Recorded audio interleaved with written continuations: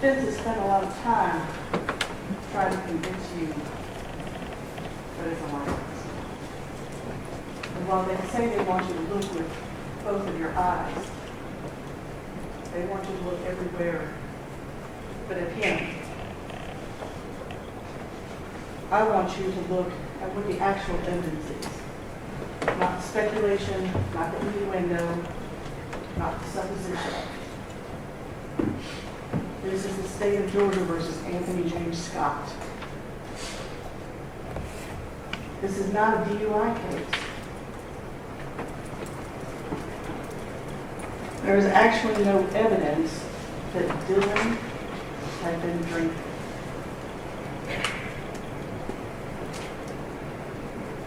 Sure, there's alcohol in the vehicle. Should it be there? Of course not. They're in their age. They should drink. We were all young ones.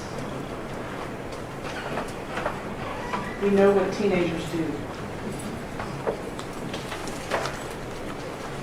But the defense says there's alcohol in TJ's house. Oh wait, there's alcohol that we bought at the Kangaroo.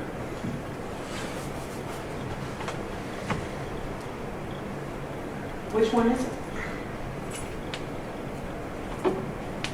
There's no evidence that Dillon Wall had been drinking. He threw up in the ambulance.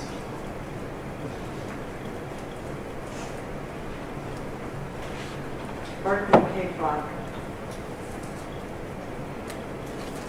Honestly, I find it a little preposterous. Sounds like a party trick. And remember, he's the one who's driving the ambulance. His partner said, I'm in the back. I'm attending to Dillon. Before we get in the ambulance, I don't smell alcohol on him. He threw up. He threw up everywhere. There had been alcohol, I would have noted it. But she didn't.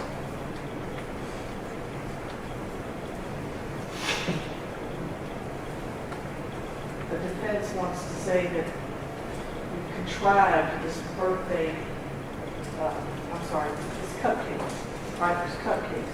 There's no reason to become cupcakes. Why is there cupcakes? Dillon said, I didn't actually eat any cupcakes. I didn't eat anything. I didn't drink anything.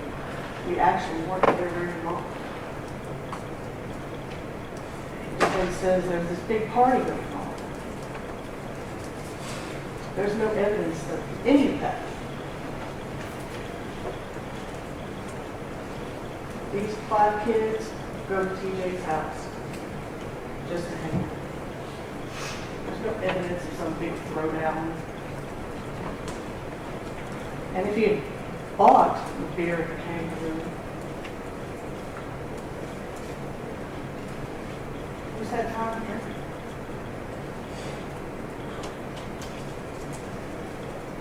I'm going to back up for just a minute because they make it sound like there's just beer everywhere. Look at those pictures.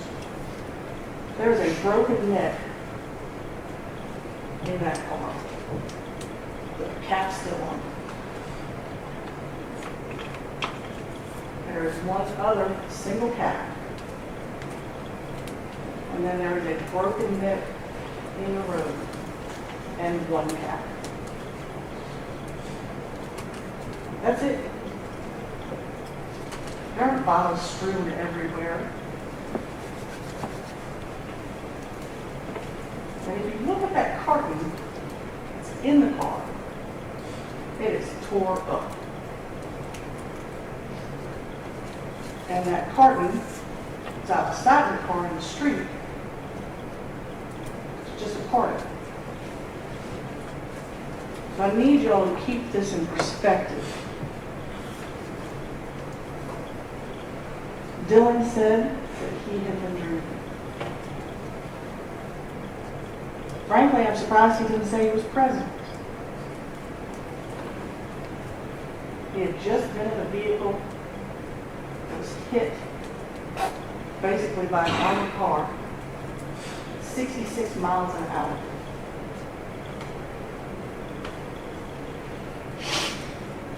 It's hard to count that as reliable.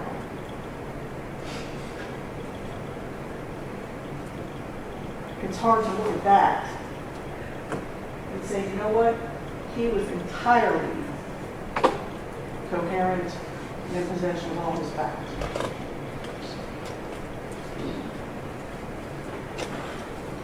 This is not a DUI case.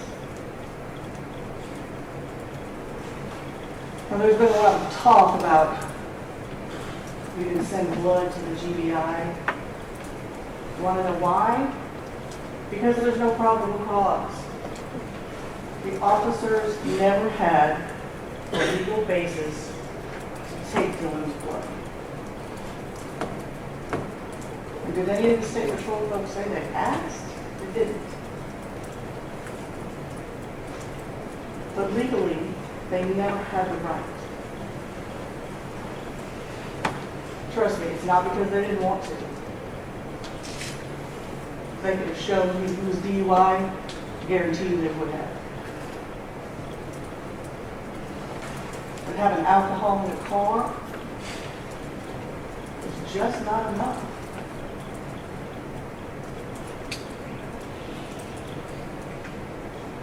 They even sent a DUI task force officer, not just some guy,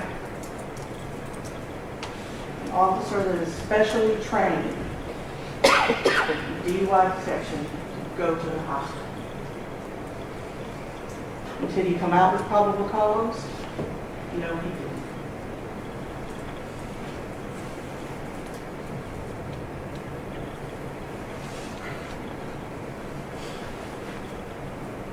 And despite Chad Barrow's apparent confusion of what probable cause is, all he ever had was a suspicion.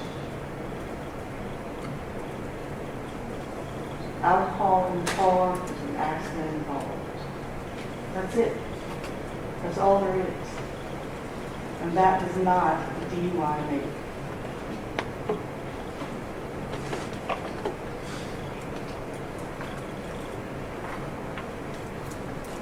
There is no alcohol in Dillon's blood. And the defense made a lot of hay about hospital blood versus GBI blood. I want you to look at that GBI test. It says it is 99% accurate, not 100. And you didn't hear any evidence about what their threshold for alcohol is.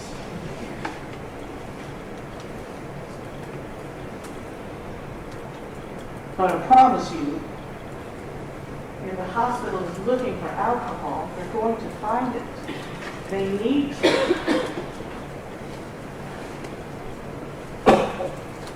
Medical records have to be accurate. They need to know what you have on board so that they can treat you properly. So make no mistake, their testing is just as critical, as precise, as that done by the GBI. Because if it wasn't, we would all be in big trouble. And so I want you to look at those records. I want you to look at Dillon's records. I believe it's page 37. And this is what you're going to see. Ethanol serum normal.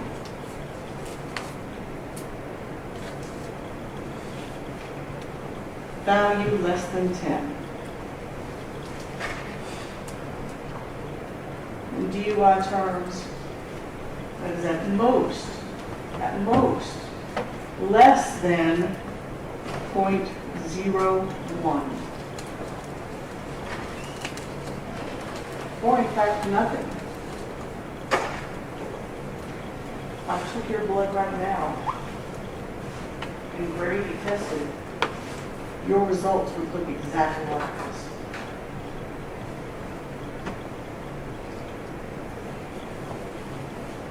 Contrary to what the defense would have you believe, this is a case about speed. Because speed reduces your choices. Speed reduces your options. And ultimately, speed kills. And so I want you to look at this video with a different eye. Not the right one or the left one, both of them. And I want you to watch the defendant as he blows by every other car on this road when he has the opportunity.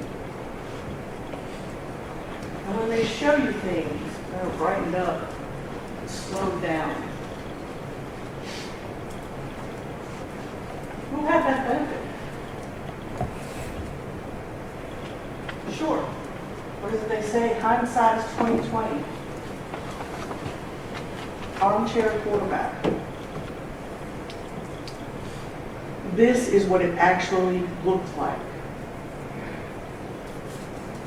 Nobody got to see it brightened up. Nobody got to make decisions based on frame by frame. This is what it actually looked like.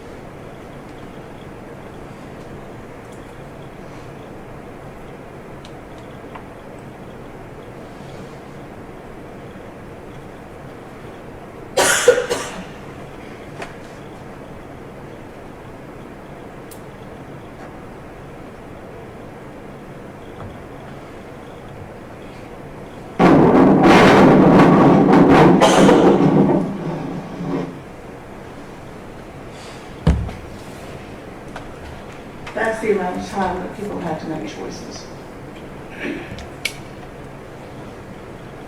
So, let's talk about the EDR. 5 seconds prior to impact, the defendant was doing 90 miles an hour. 90. 2 seconds prior to impact, he is doing 83. And then impact, 66. 66 miles an hour when he plows through those kids. I want to point out something to you, because I think we talked about it a little bit.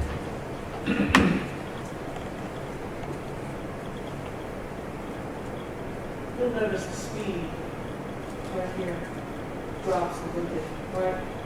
It's coming down. He starts coming up the hill. And what does he do?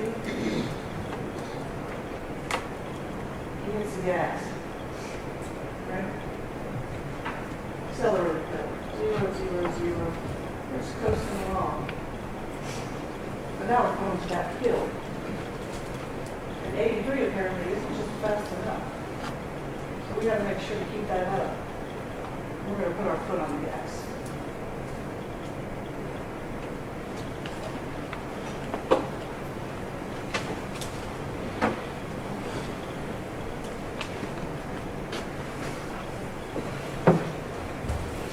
Now here's where we get to the crux of the matter, right? Failure to yield. Because in the normal course of events, that's a real thing, right? I'm going to cross the roadway, I'm going to enter the roadway, right? I need to look for oncoming traffic. And I know we've gone over this, but it's important. Intending to turn left in an intersection shall yield the right of way to any vehicle coming from the opposite direction.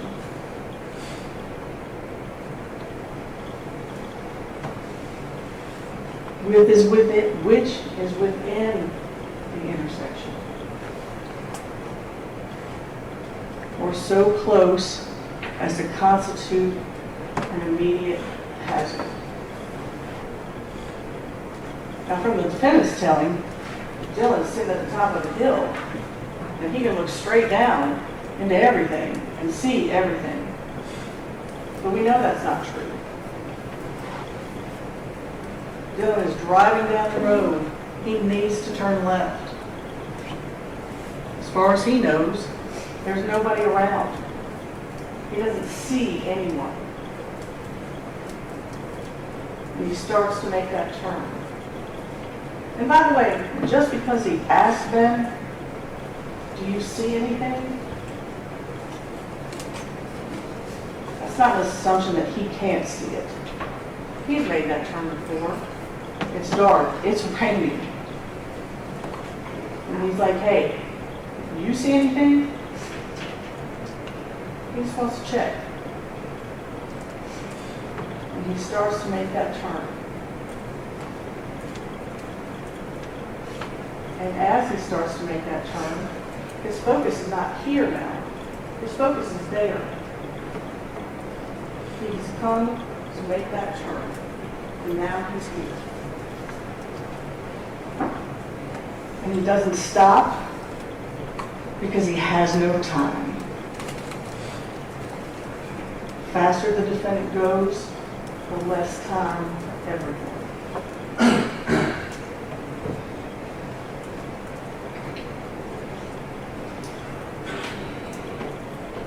And that line of sight, of course, does run both ways. And from Dillon's perspective, it is, in fact, 269 yards in that direction. I'm sorry, feet. It is almost, it's 1 foot shy of 90 yards. If I'm standing on the 10-yard line of the football field, and I'm looking to the end zone, that is 90 yards. And I see a car in the end zone. Does that constitute an immediate hazard? Not if that car's driving 55. Dillon doesn't know. The car is almost a football field away. When the defendant is coming up that hill, he is driving 121 feet per second. Dillon has that much time.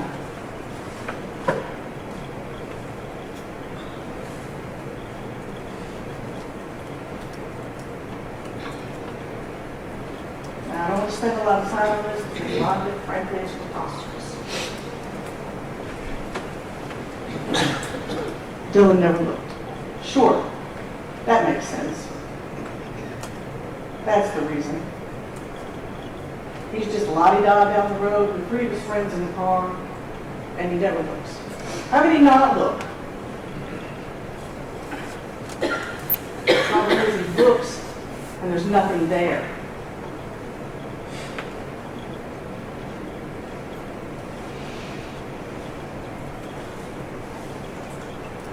The alleged airbag mark. And I want y'all to go back and I want you to look at it. But again, this is, please look everywhere else, but right there. In order for that airbag to make that mark, Kylie would have been sitting in Dillon's lap. Straight on, looking at the steering wheel. Who does that? How does she fit there? Why would anybody think that's a good idea? There are 4 people in a 4-person car. The idea that she is driving in Dillon's lap, or that Dillon is driving around her, is honestly offensive.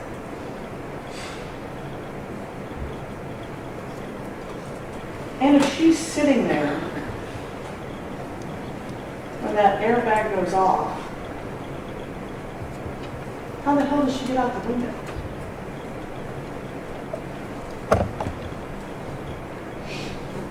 The driver's window is intact.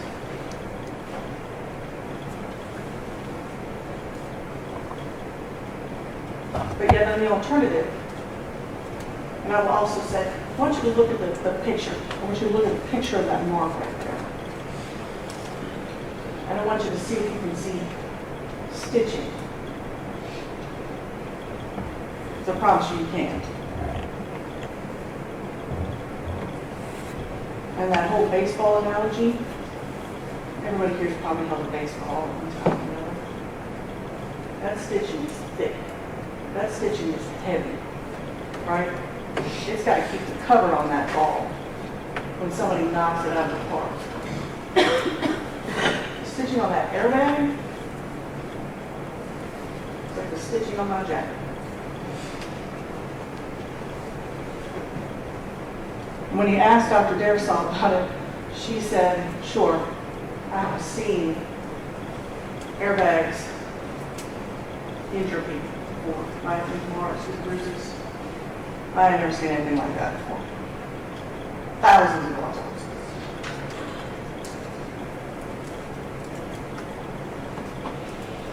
And then in the alternative, because it's clear that that airbag made that more.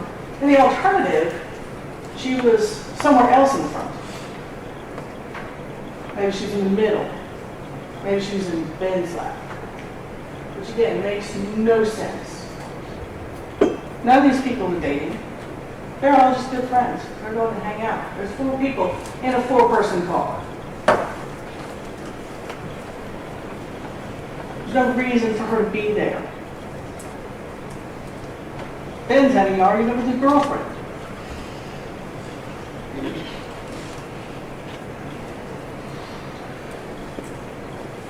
They want you to believe it's a lighthouse.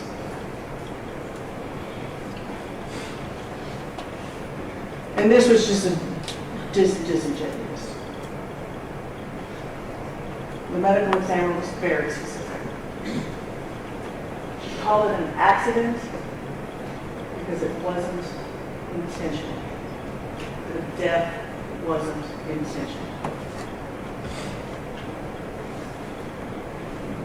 It is not an accident in this court. It's an accident in the medical examiner's office. If it's intentional, it becomes a homicide. If not intentional, it's an accident. Plain and simple. And they just flat out lied to you about that.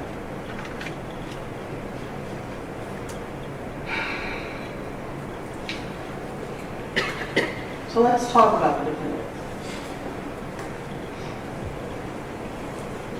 They've discussed with you his background.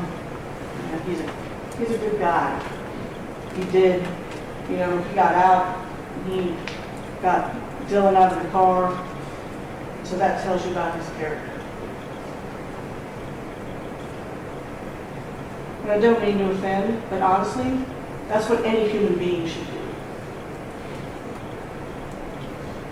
He doesn't get a pat on the back for that. That's what any other human being should do. So what does he say at the scene?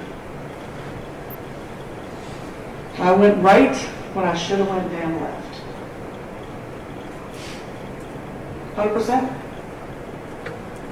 That's absolutely true. But he goes right anyway. Because that's his natural reaction. And that's fine. Greater the speed, fewer the choices.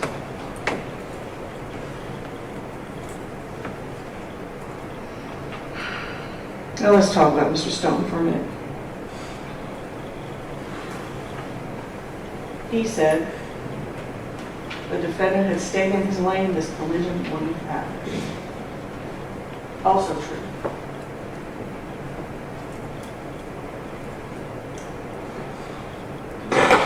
There's been obviously some insinuation that the state wasn't satisfied with what Mr. Stone did. And to some extent, that's true.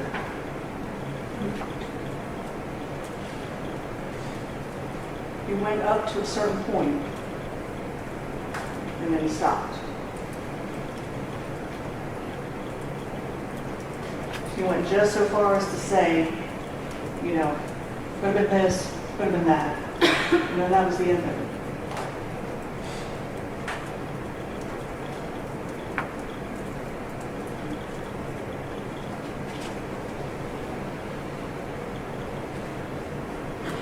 Vehicles of impact. I went right, and I should have went down left.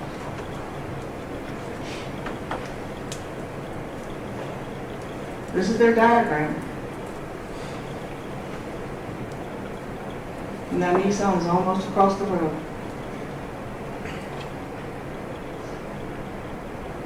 Greater speed, fewer the choices.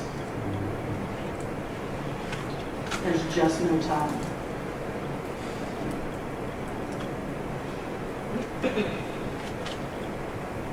You've watched the video. Watch it again if you want to. He is almost in that gore.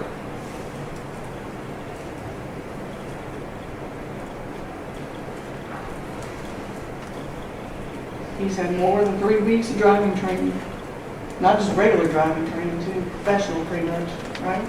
Officers need to know how to drive their car. Trained in the operation of his emergency vehicle in emergency situations. Chases, all sorts of things. But he turns to the right.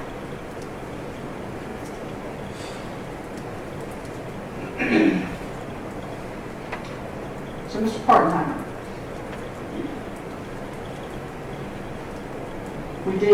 we asked him as an outside observer, because honestly it always seems a little weird when agencies investigate their own. And I think if you remember back to some of the testimony, and a little bit of attitude, people that can't remember what probable cause means, people are reluctant to say that they wrote something on a police report that says there's no alcohol involved in this crash. So yes, we went to somebody who doesn't have a dog in this fight. And because Brandon Stone just didn't go that extra little bit. Because he showed you the math, and then Will said, you know, that's great, but that's speed to stop, not speed to collision. So that's why we asked Will to take a look at it. And yes, he used some of the same measurements that Brandon used. There were many things that he did that were entirely accurate. But he went that one step further. He finished those calculations. The defendant had applied his brakes as he was steering to the right. He stops prior to impact and there is no crash.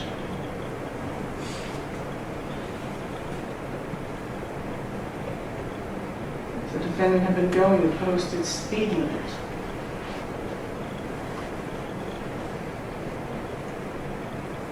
The Nissan clears the intersection and there is no crash.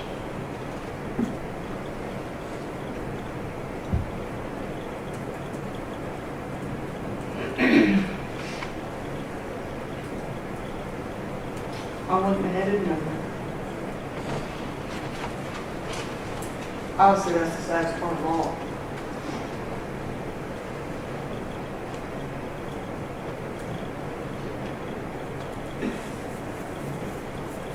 The defense says that A.J. Scott isn't above the law. He thought he was. He leaves him under that bridge, and he goes to maybe get into a chase that never really materializes. And then on his way back, what does he do? Stop somebody who's speeding. Just average Joe, like you and me. And then he heads on back to the bridge at 90 and 55. This is, in fact, about his choices. Dillon Wall didn't really do anything wrong. He looks, he doesn't see anything, he goes to turn. In the blink of an eye, it's over.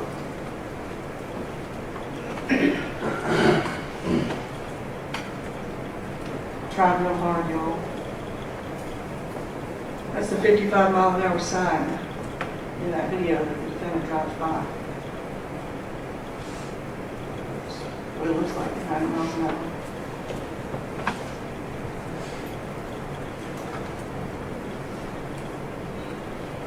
Those are the two caution signs that he drove by.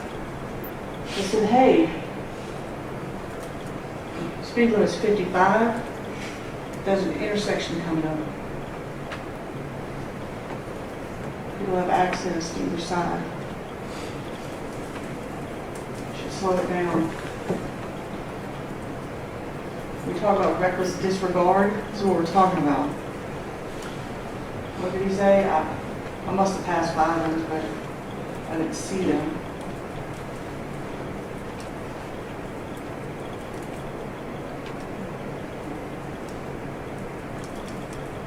Clear as day.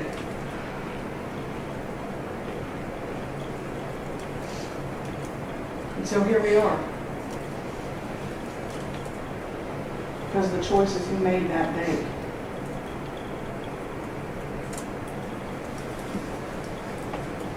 The choices that changed people's lives.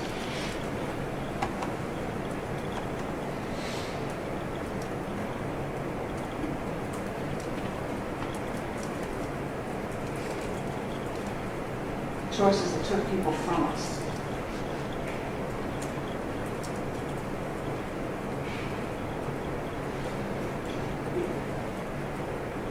He was speeding. He was reckless.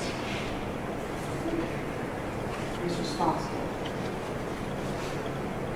Finding guilty.